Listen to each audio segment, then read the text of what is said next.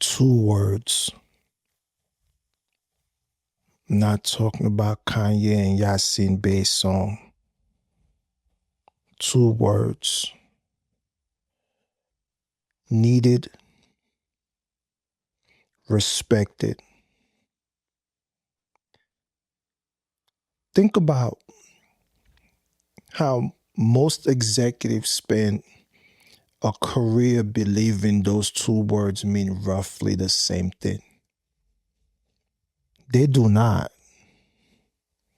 They are not synonyms. They are not even neighbors. And the path that builds one of them very often destroys the foundation for the other. What's good with you? I go by the name of Ibrahim Dafe. This is the I Don't Subscribe, presented by none other than House of Lone Wolf. You heard? I want you to know, here we don't do theory. We don't do the inspiration talk. We just name things. This one right here is the thesis, you heard?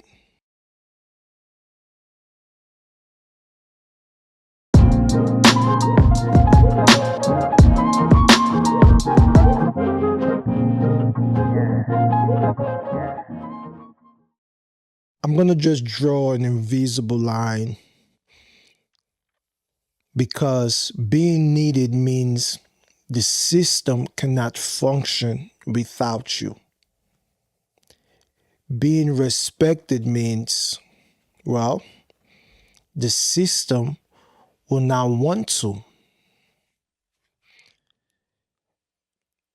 I want you to hear that twice. Because being needed is about dependency. Remove you out the equation, the wheels stop. The problems do not get solved. The clients do not get managed. The team falls apart. That sounds like power to me. It functions like power in the short term, right? And it operates like a ceiling for the rest of the career. The organization that needs you in the current role oftentimes cannot afford to promote you out of it. The team that depends on you to solve every problem never developed the muscle to solve them without you. The system that is organized around your presence cannot survive your absence, which means the system has a vested interest in keeping you exactly there. You have handled everything. I'm talking about every crisis, every board, every room that needed someone to hold it together. You held it. Sadly, nobody asked what holding it cost you. For this reason, House of Lone Wolf was built for the executive who has been paying that bill alone. We don't do theory. We don't do inspiration. We diagnose what your training never gave you language for. I want you to start with the 7-minute executive crisis framework. It is complimentary. No pitch involved. Just 7 minutes. It names exactly what you have been carrying. houseoflonewolf.com, because you already know if this is for you. You heard? So here's the move. But first, I want to draw the distinction a little bit further because the move does not make sense until the distinction is sitting in your body. Pause. Being respected is structurally different. Respect is the conclusion the system reaches after watching you operate over time. It is not your output, your judgment, the way you think, the way you decide, the questions you ask in the meetings, the ones that matters the most. Respect lives in the promotion conversation. Respect lives in the compensation conversation. Who gets named when a new room opens up? Not the who gets called when the current room is on fire. Who get the room when it's being built? The clearest place to see this for me, you're going to hear this a lot, it's in sports. I'm a sports guy. There's a thing in sports, I don't know if it's been labeled as this, but there's a thing in sports. It is the championship role player. This dude is not the star. This is the one dude that's going to set the illest picks for you, the illest screens for you. This is the one dude that's going to do everything. You ever watch these dudes play after me, like during the interview, like they got mass scratch marks on their arms. This is the dude that does all the dirty work that's not even shown on TV. This is the dude that's gonna take the charge in the fourth quarter in game 7. Always ready, always on the bench, knowing they may not even touch the ball. Pause. The team needs that player. The coaching staff knows it. I think I watched that happen just recently with the Spurs. The coach took Wemby out the game, and I can't think of the dude's name, but the other big dude on the team, pause. He came in for like 45 seconds. I'm not trying to disrespect you. I just can't think of your name, but I can see your face. He came in for like, 45 seconds or something, just so Wemby can just catch a breather. They know that, everybody know this is the dude. The locker room knows it. And then the off season comes. The star player gets the max, super max. The second option gets paid. The third option gets a solid deal. What does the role player get? Oh yeah, you guessed it. The veteran minimum. Because the organization needs them. And the organization has decided at the level where decisions actually get made that being needed is worth less than being spectacular.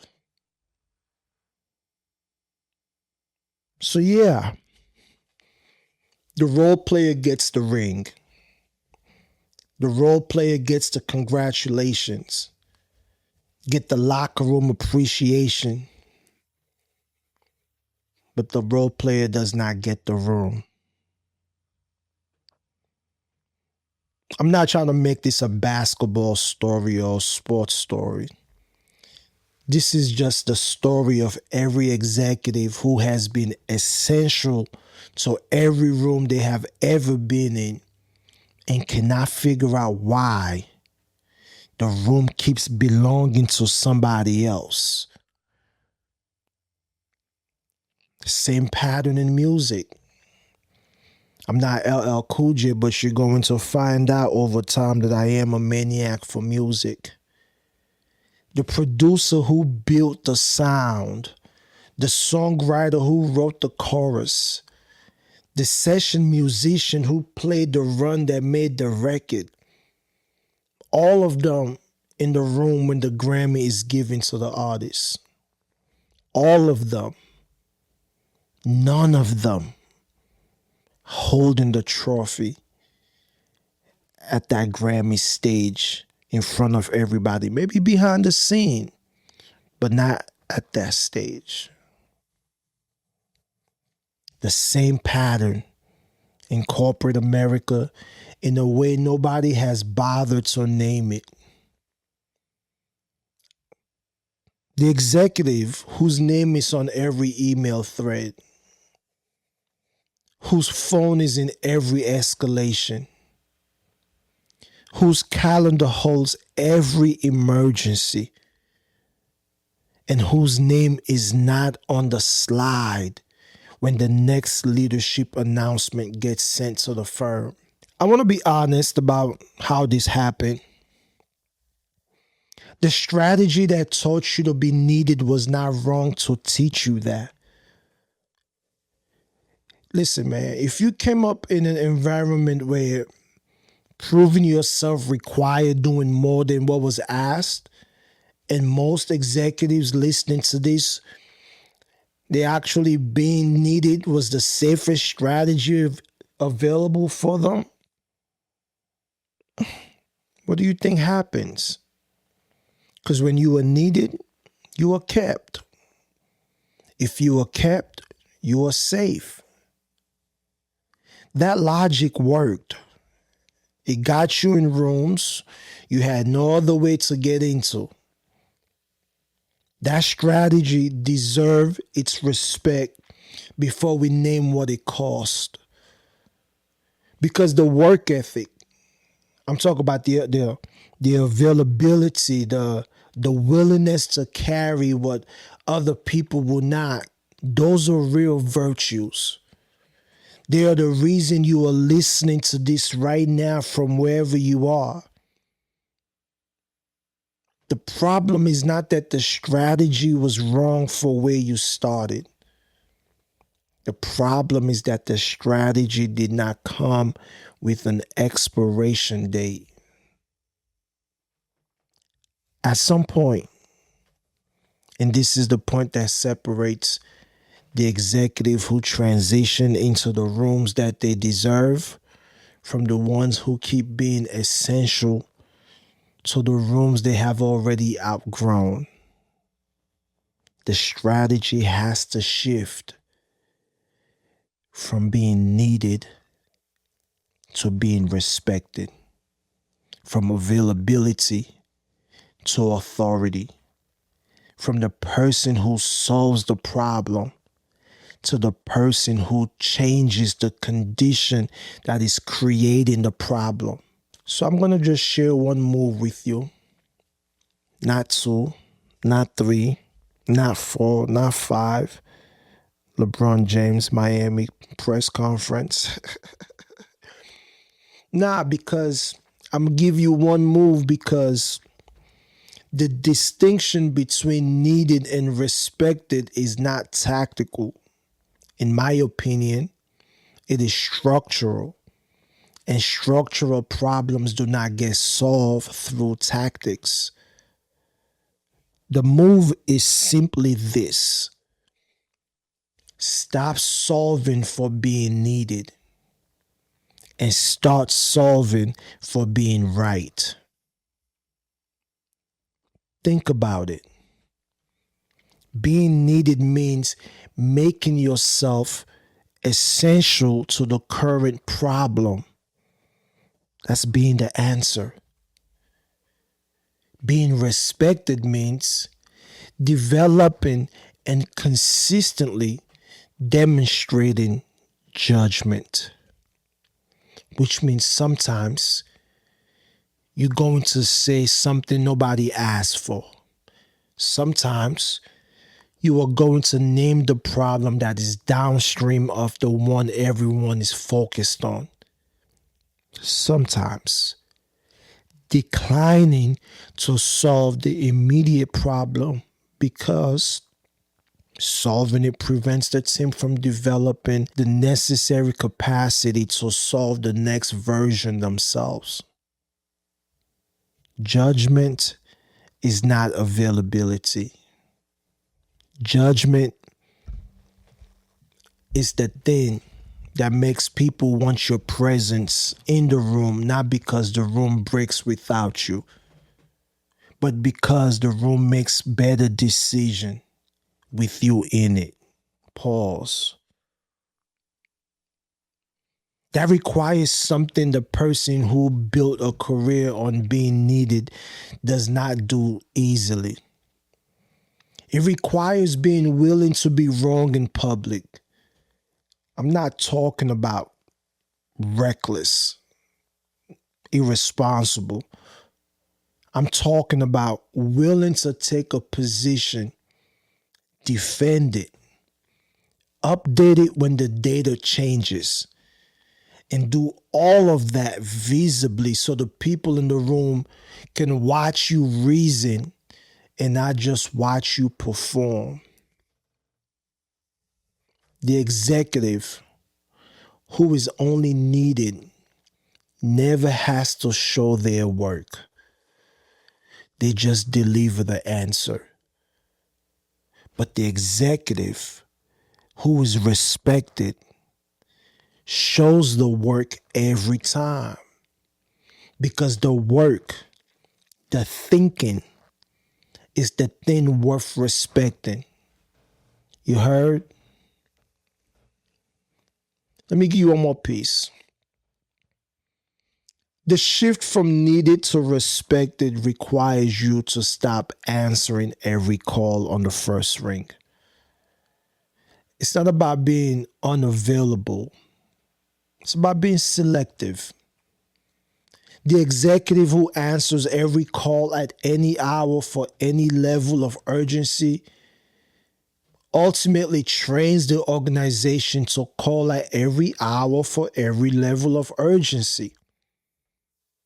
The executive who is selective trains the organization to calibrate what actually requires their attention. One of those executives is running the calendar. The other is being run by it. Every episode since episode 14, I would like to think that we have been describing a specific kind of executive. We have been talking about the one who performs when it matters, the one who carries what nobody else is willing to carry, the one who reads the room faster than the room reads itself, the one who holds it together when everything else is pulling apart. That executive is real. And what those episodes were naming, without naming them directly until now, is the cost of building a career on being the person the system needs instead of the person the system respects. Those two things are not opposites. You can build toward both, but you cannot build toward respect while still solving for need. The strategy has to change. Not away from the work, not away from the capability, away from the belief that making yourself indispensable and making yourself irreplaceable are the same project. They are not. One keeps you in the room.